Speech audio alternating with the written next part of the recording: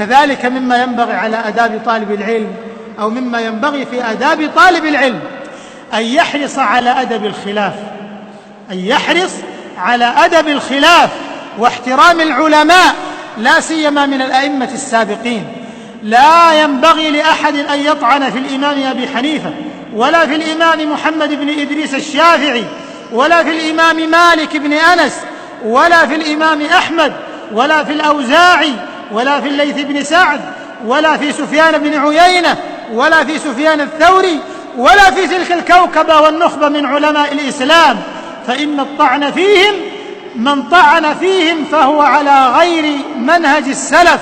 وليس من منهج السلف إلا حفظ مكانة العلماء التي حفظها الله عز وجل وقرنهم باسمه في شهادته